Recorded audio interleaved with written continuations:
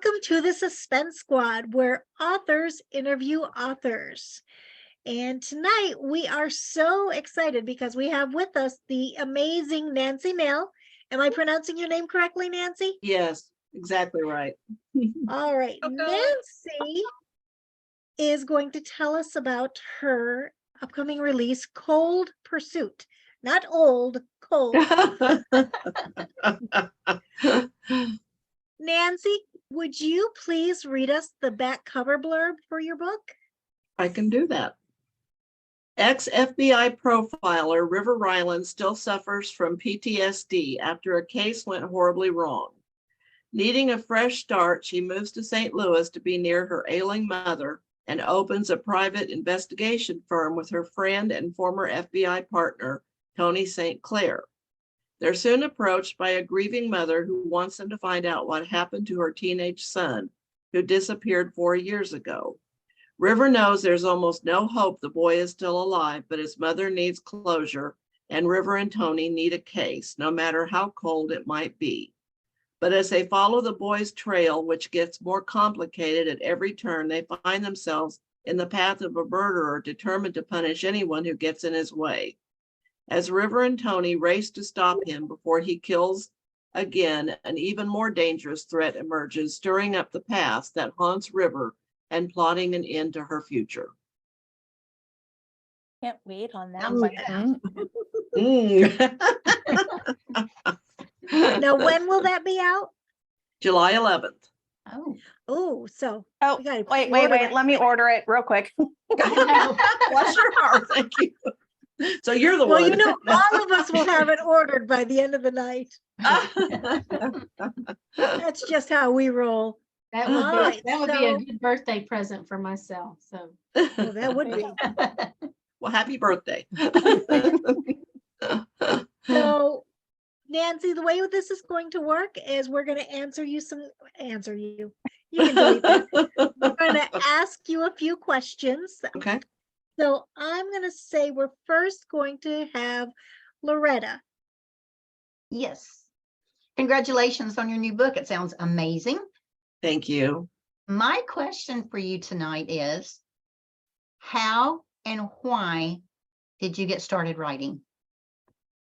Well, it's kind of a lot. I'll say it's a long story, but it kind of is. When I was really young, I read a lot. As soon as I got a hold of books, I read.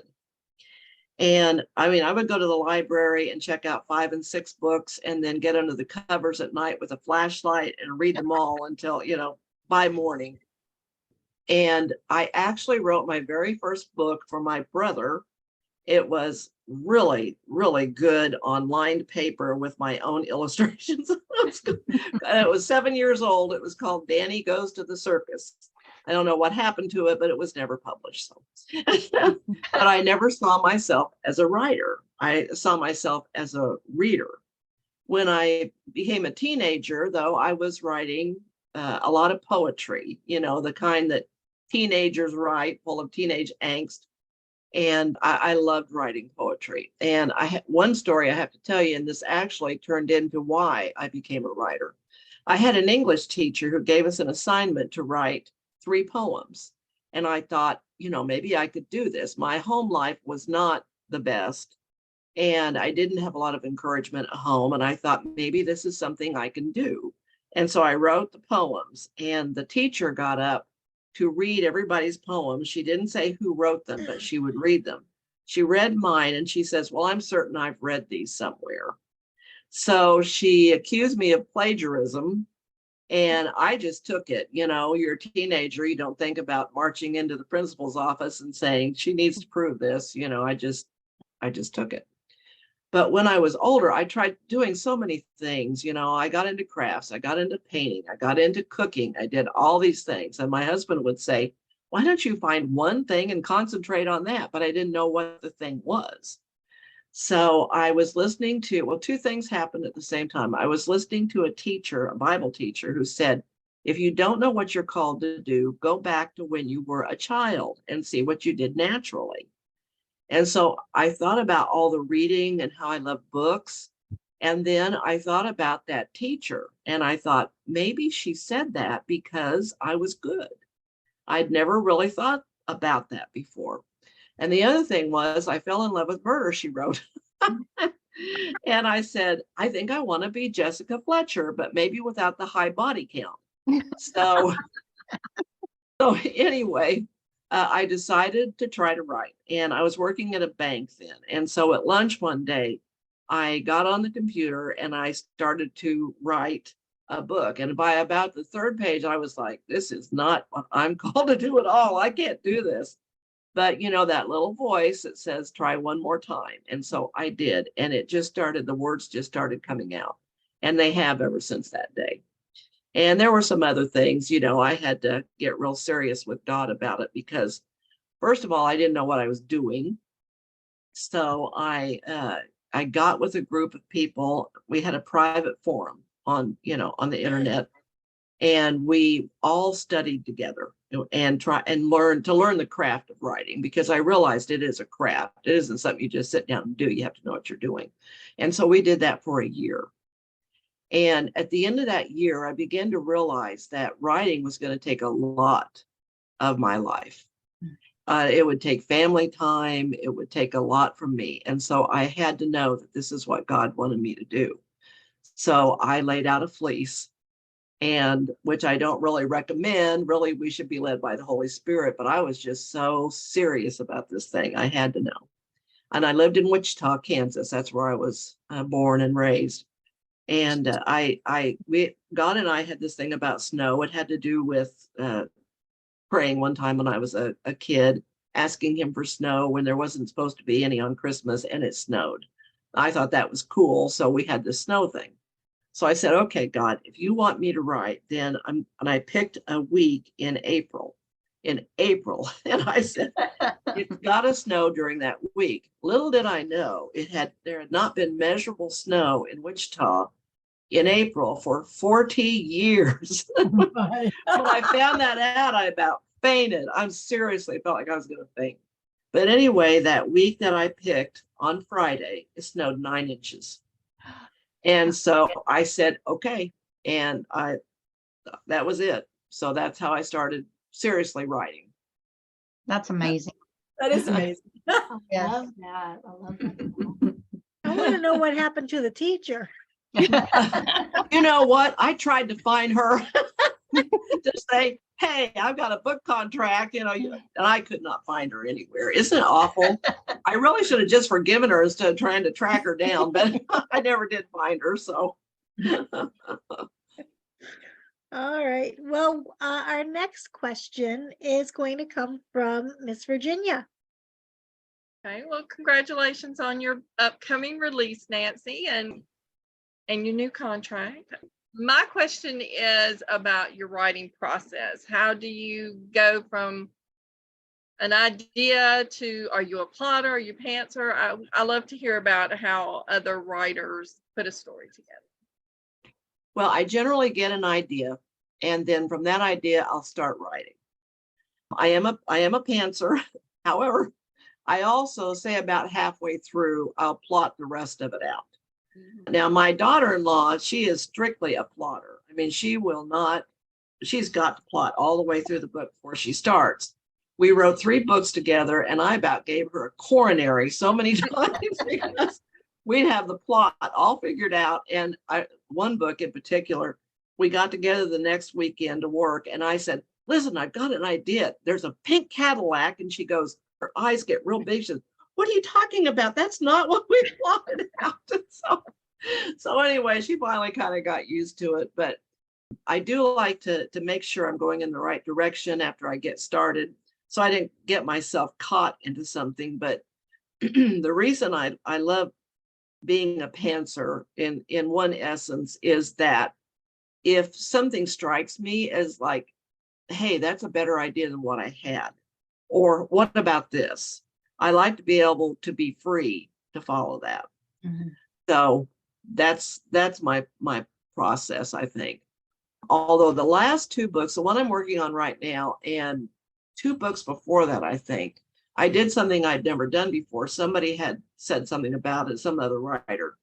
And I actually wrote the end of the book first. Not, I mean, I was probably a third of the way through, but I wrote the end. And it really helped me to loop everything together, so everything would connect to that ending.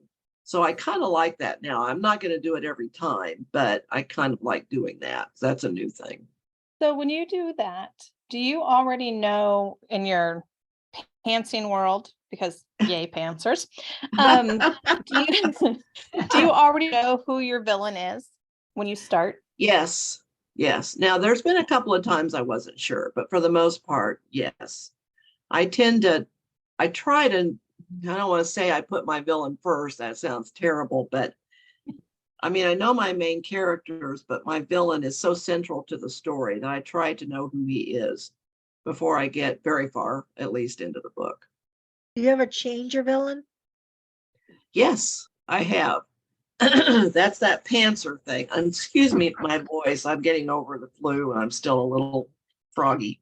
Bless you. But I have, when somebody showed up. In fact, I just did it on the book. I'm doing the last book in the series, Cold Pursuit being the first one, and then Cold Threat. And I'm working on Cold Vengeance right now. And in Cold Threat, I think I started to get this little idea about who the villain was. I knew who he was, but I didn't know who he was. I knew what he was doing, but I had a character hanging out there that I hadn't done anything with. And I thought, it could be him. And so I really loved the idea. And so that's what I did. I just pulled somebody out and said, I'm going to make the bad guy this guy. And I liked it. So.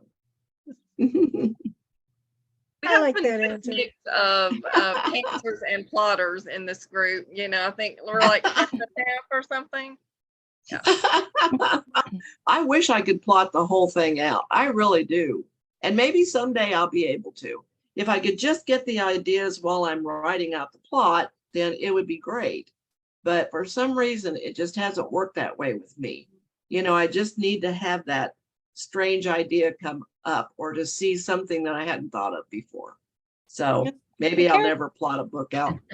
The characters tend to tell you what they want to do, and do. where they want to go. Yeah. They do. My last one that I just turned in, I got over halfway through it and was like, oh, that's who the villain is. Wait, he's not even in the book yet. So I had to go back and add him.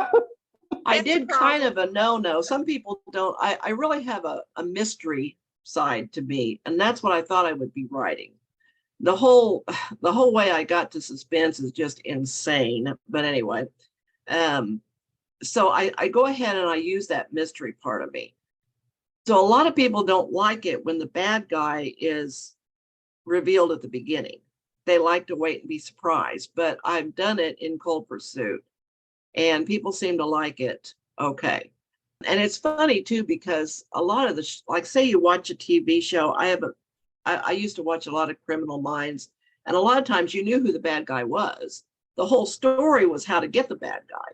Mm-hmm. So I don't think it's wrong to do that. And hopefully, I won't have readers upset with me, but that's what I did in Cold Pursuits.